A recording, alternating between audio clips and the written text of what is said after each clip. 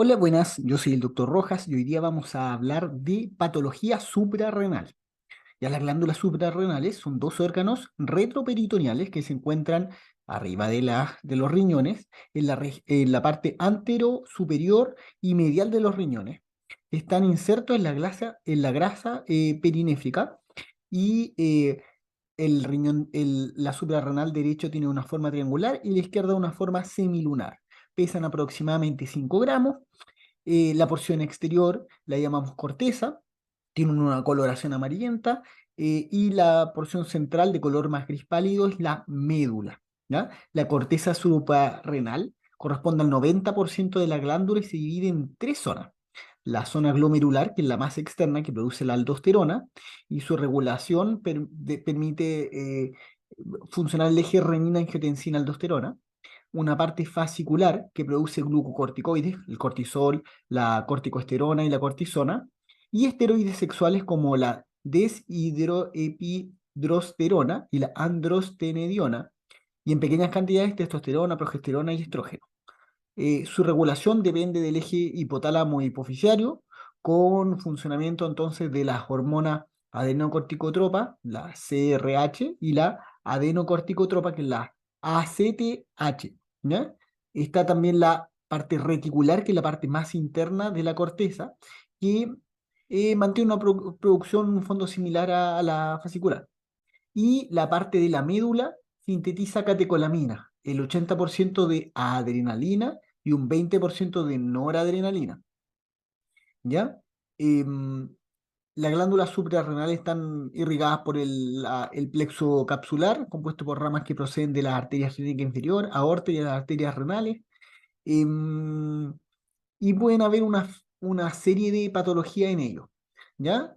Dentro de las patologías tumorales tenemos quistes, pseudoquistes, metástasis suprarrenales y lesiones, tumores propios de la suprarrenal, como los adenomas funcionantes, no funcionantes, como las carcinomas. eh, al nivel de la médula, ganglioneuromas, ganglioneuroblastomas, paragangliomas, feocromocitomas. A nivel del estromas tenemos mielolipomas, lipomas, fibromas, mangiomas, sarcomas, linfangiomas. Entonces hay una serie de patologías eh, tumorales que pueden ocurrir. Además, podemos encontrar otras enfermedades como la enfermedad de Cushing, el feocromocitoma, el hiperaldosteronismo primario, dentro de otras patologías que podríamos eh, conversar en el fondo en relación a la enfermedad y en el fondo a la patología suprarrenal. Estamos hablando del síndrome de Cushing, o Cushing, se escribe. Se puede dividir en exógeno o iatrogénico, que es por el uso de corticoterapia en altas dosis, en tiempo prolongado, o endógeno, que es debido al aumento de la secreción de cortisol por las glándulas suprarrenales. ¿Ya? Eh, Dentro de lo que uno ve en la clínica: obesidad abdominal, hipertensión, trastornos neuropsiquiátricos como depresión, psicosis, acné, hirsutismo, alteraciones menstruales como oligomenorrea, menorrea, y menos específicas como acúmulo de grasa en la parte del dorso superior, que es lo que uno llamaba como jiba, o en los huecos supraclaviculares. Además puede generar hiperpigmentación de los pliegues o de la superficie extensora en los pacientes, sobre todo cuando hay un marcado aumento de la ACTH. Puede generar osteopenia u osteoporosis, y otra más específica que puede generar la cara redonda, o pletórica, la atrofia muscular y la miopatía proximal. También puede generar que la piel se ponga más fina, más atrófica, con equimosis espontánea. Pueden aparecer estrías violáceas, anchas en general mayores a 1 centímetro en abdomen, tórax y extremidades. ¿Ya? También uno a nivel de laboratorio puede encontrar anaesinofilia, linfopenia, elevaciones de la glicemia por intolerancia a la glucosa o incluso diabetes, y dislipidemia con hipertrigliceridemia, y puede generar hipocalemia. ¿Ya? Dentro de los exámenes del síndrome de Cushing, uno lo que tiene que buscar es el cortisol libre urinario, em, que uno lo puede utilizar en plasma, em, y que esto nos va a permitir en el fondo, en la primera determinación, en una normal, em, con una no se queda tranquilo, en general uno toma dos mediciones, eh, y con dos mediciones en días distintos que estén alteradas es cuando uno puede generar el diagnóstico. Está el test de Nugent, que uno también lo puede utilizar. Tenemos el cortisol de saliva nocturno, dentro de los test específicos que uno toma en síndrome de Cushing. Dentro del diagnóstico podemos clasificarlos como de los endógenos como ACTH dependiente o ACTH independiente. eh, de ellos, los ACTH dependientes son los adenomas hipoficiarios productoras de ACTH, que es la famosa enfermedad de Cushing, o tumores productores de ACTH eh, extrahipoficiarios, en timo, pulmón, páncreas, carcinoma medular de tiroides, feocromocitoma, entre otros. Y hay otros causas de síndrome de Cushing endógenas que son ACTH independientes, como los adenomas suprarrenales y los carcinomas suprarrenales. ¿Ya? Em, Finalmente uno para hacer algunos de estos estudios, uno utiliza test de provocación o de estimulación, y también en el fondo uno hace estudios con imágenes, ya principalmente resonancia a nivel de la silla turca, que nos permitan observar si es que hay la presencia de algún tumor que nos pueda generar ahí o la explicación en relación al síndrome de Cushing. ¿Ya? Después vamos a hablar en general de la insuficiencia suprarrenal primaria o enfermedad de Addison. Em, la insuficiencia primaria se produce por la falla en la producción de todas las hormonas esteroidales, a diferencia de la insuficiencia suprarrenal secundaria, en la que solo ocurre un déficit de cortisol por la falta del estímulo de la CRH. Es más frecuente en mujeres, es más frecuente cerca de la cuarta, de la década, de los 40 años, de la cuarta década. Se caracteriza por baja de peso, dolor abdominal, náuseas, vómitos, diarrea, hipoglicemia, hipotensión ortostática.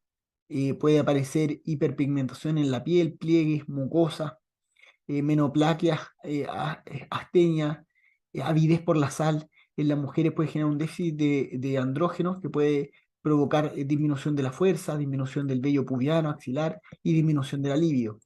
¿Ya? Dentro de las causas, lo más habitual es que sea autoinmune.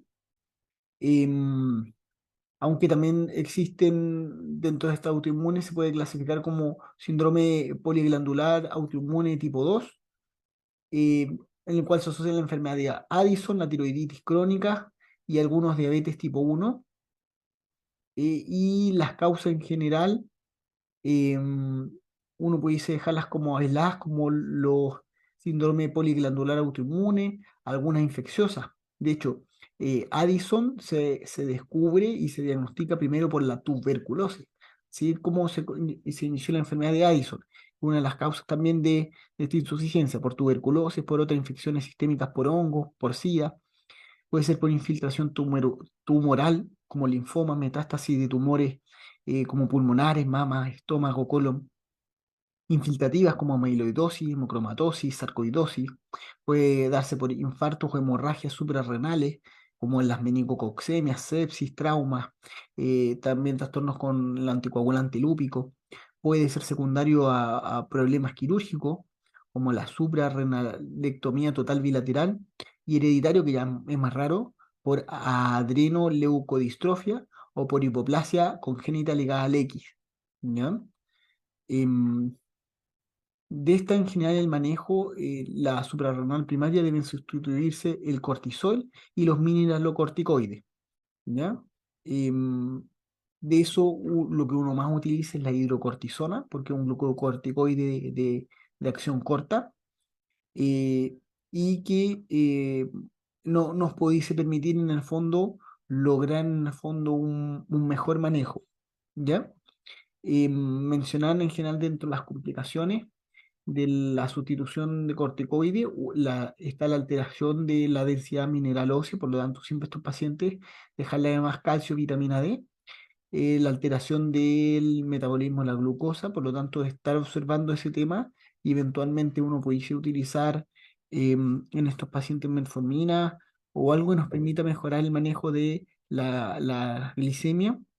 Estar atento con la dislipidemia, eventualmente uno puede usar atorvastatina, dentro de las cosas principales. Después de las siguientes enfermedades más habituales tenemos los incidentalomas, que en el fondo son lesiones tumorales, eh, en las cuales uno puede encontrar lesiones masivas o lesiones en el fondo de más de 1 centímetro de diámetro, que generalmente se descubren en examen radiológico, en TAC, en resonancia, y que en general lo que ahí interesa ver y definir es que si son malignos o benignos. Em,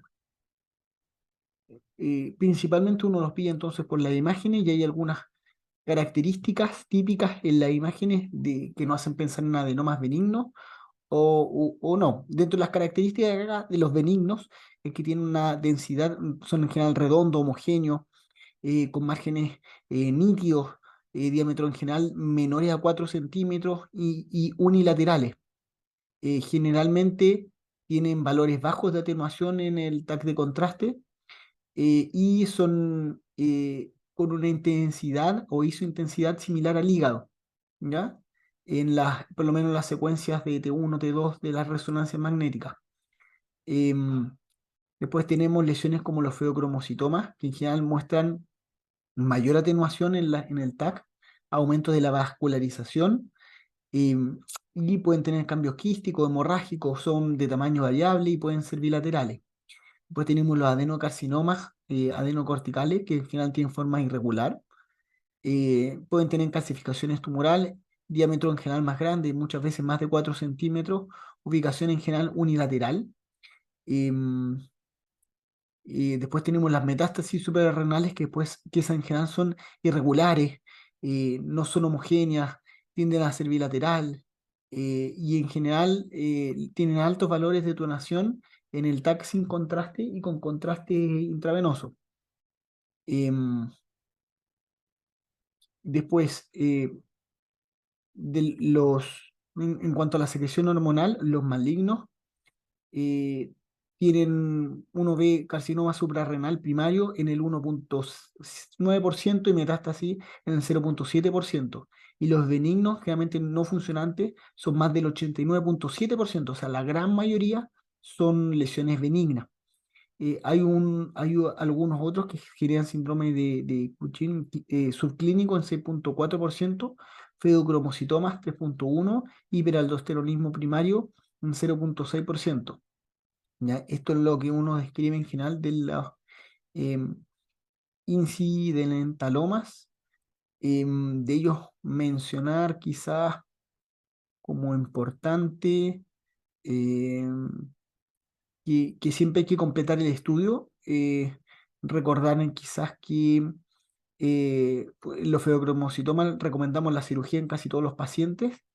Em, Previo a eso hay que hacer tratamiento hormonal en el fondo para disminuir el funcionamiento de las hormonas que generan el feocromocitoma. Em, Quizás eso de lo más importante dentro de los incidentalomas. Después, em, eh, esas son probablemente las patologías más importantes entonces que tenemos que revisar. Voy a buscar y resumirle en el fondo el detalle de todo esto para poder mandarlo por la plataforma de Classroom. Quizás un par de detalles más en relación a los manejos. Insuficiencia suprarrenal, uno maneja en general sobre todo en crisis, primero con corticoides, soluciones salinas, suero en el fondo solución salina al 0,5% o dextrosa al 5% en solución salina. El glucocorticoide le mencioné que uno en general prefiere la hidrocortisona en bolos de 100 miligramos, seguido después por 50 miligramos cada 6 horas. Eh, si la hidrocortisona no está disponible, las opciones pueden ser metilprednisolona o dexametasona. Em, en general cada 6 horas. Em, Siempre medir en el fondo los temas infecciosos que les mencioné como causas de insuficiencia suprarrenal crónica. em, porque en el fondo eso nos va a permitir orientarnos mejor dentro de las causas. Quizás esas son las consideraciones más importantes, ¿ya? Yo les voy a mandar ahora el detalle directo con algunos papers en relación de estas patologías directamente por Classroom, ¿ya? Un abrazo, que les vaya bien.